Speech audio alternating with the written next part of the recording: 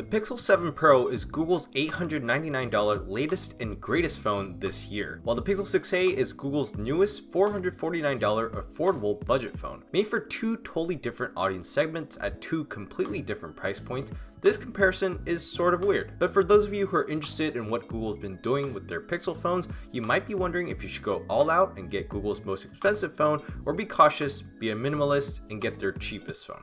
The 7 Pro is obviously better than the 6a in terms of specs and features, but as you watch this video, you'll realize that the gap isn't as big as what the price gap may show. Before I dive into all the details, let's talk about our sponsor for this video, UPDF for Windows. UPDF is an all-in-one PDF software available on Windows, macOS, Android, and iOS.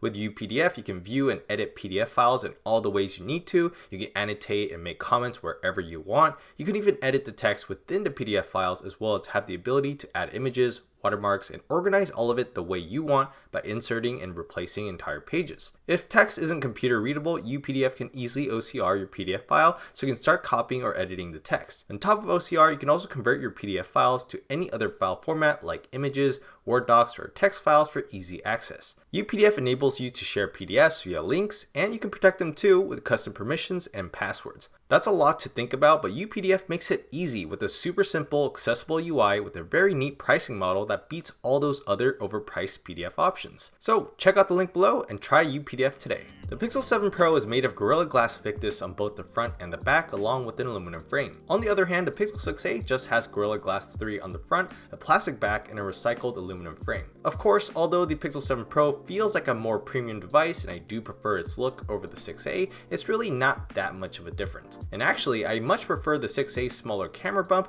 lighter and balanced weight, and the smaller size, making it easier to handle one-handed than the 7 Pro. I always have a fear of dropping the 7 Pro when my other hand is full because it does feel top heavy. The 7 Pro's glass is also slightly curved, which makes side swipes like this feel much smoother and more premium. But it does make it harder for cases to be as protective. All in all, while I do enjoy the build quality and the size of the 7 Pro, I have to say that I do feel much more comfortable carrying and throwing around my 6a. Speaking of differences in size, let's talk about those displays. The 7 Pro has a huge 6.7-inch LTPO AMOLED display with a 1440p resolution, 120Hz refresh rate. The 6a has a normal size 6.1-inch OLED display with a 1080p resolution and a standard 60Hz refresh rate. Though I do prefer the accessibility of the 6a's smaller display, the 7 Pro absolutely destroys the 6a here. Not only is the 7 Pro's display noticeably sharper than the 6a, the AMOLED tech allows it to produce much deeper blacks and more vibrant colors. It also gets much brighter as well, so it's much better suited for outdoor environments. On the 6a, I always needed the display to be around 85% to 90%, but I found myself putting my 7 Pro at around 60 to 75% most of the time. Then of course there's a difference in refresh rates. The 7 Pro's 120Hz display definitely feels much smoother than the 6a's 60Hz display. For some, that is the difference maker, but for me, the difference really isn't that jarring once you use either phone for more than a couple hours. The 6a still feels like a smooth display and it's not a deal breaker for me. Overall, the 6a still has a very nice display even when compared to devices that are over $500 or $600,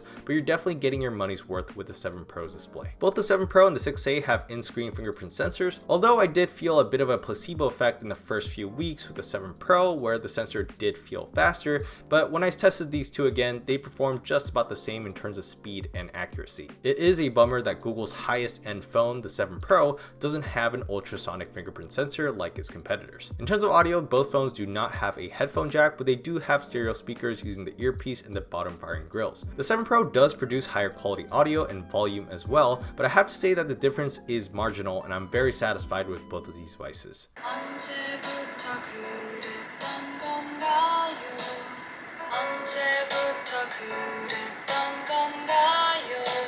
Turning them around, let's talk about the rear cameras on these giant visors. The 7 Pro has a triple lens system consisting of a 50 megapixel main, 48 megapixel telephoto, and a 12 megapixel ultra wide. And for video, it can get up to 4K 60 FPS. The 6a has a dual lens system with a 12.2 megapixel main and a 12 megapixel ultra wide, and it can also get up to 4K 60 FPS. Even though software and post-processing are main advantages to Pixel cameras, the 6a's main camera sensor goes all the way back to the Pixel 3, so it definitely falls behind in terms terms of the camera technology compared to the 7 Pro. In daylight, the standard wide-angle photos look almost identical and you really can't tell between the two phones. The 7 Pro is definitely cleaner and sharper when zoomed in, but at 2x they still look relatively similar. But once you start zooming in past that to 5x, it's a different ballgame. The 7 Pro goes even further to 15x and 30x, and it still looks awesome thanks to its telephoto lens. When shooting close-up subjects, you'll see that the 7 Pro's photos have much more depth, a more natural bokeh effect, and a much better dynamic range. The ultra-wide lens on the 7 Pro has a wider field of view than the 6A's, but they seem to be largely the same in terms of quality and color reproduction. When talking about video quality, there is definitely a bit more of a difference here. The 7 Pro produces much cleaner footage with much better contrast levels and color reproduction. The 7 Pro even has a cinematic mode, which does look pretty artificial, but hey,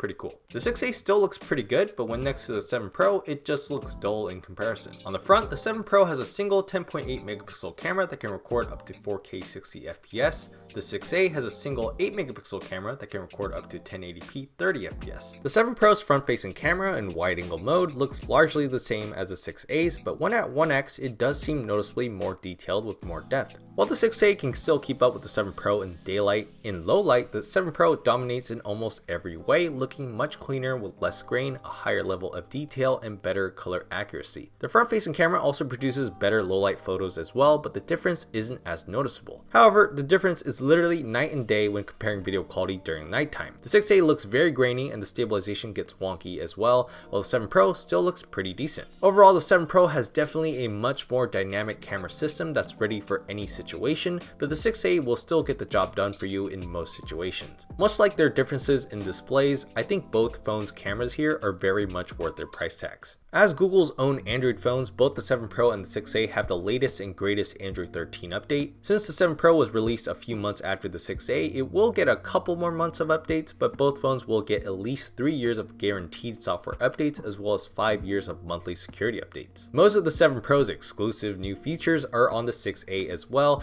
including transcription and the updated voice recorder. Only Photo Embler, which has been a hit or miss for me, so not that useful, is not on the 6A yet, but I suspect it'll become a Google Photos feature available on every Android phone later on. They both provide smooth experiences with very little inconsistencies in performance or looks, but I have found that there have been less bugs on the 7 Pro compared to the 6A. The 6A's UI would sometimes get stuck when quickly switching between apps, but I've experienced less of these kinds of things on the 7 Pro. All in all though, don't buy the 7 Pro for a better software experience because they are largely the same in that department. Moving on to performance, the 7 Pro comes with the Google Tensor G2 processor and 12 gigs of RAM, while the 6A has the original Google Tensor G1 and just 6 gigs of RAM. The Tensor G2 is slightly more powerful and more efficient, but there isn't too much of a difference in performance or thermals in both benchmarks and actual experience. Both devices have been very good in terms of thermals. They both do get warm, but it never gets to the point of being uncomfortable or slowing down the overall UI. However, the 6 gigs of RAM versus 12 gigs of RAM does make a noticeable difference. The 6A would occasionally kill apps in the background, but I rarely ever saw that happen on the 7 Pro. The 120Hz display also gives a much smoother feeling experience to the 7 Pro, especially for gaming, and it does get better sustained performance as well for high-end games like Genshin Impact. But in terms of day-to-day actual speeds, it feels largely the same. The difference is marginal, and I'm not sure if the price difference is justified, but the 7 Pro definitely feels more reliable to have on you when you need to get something done last minute at the end of a workday. In terms of battery, the 7 Pro has a huge 5000 mAh battery, while the 6A has a respectable 4410 mAh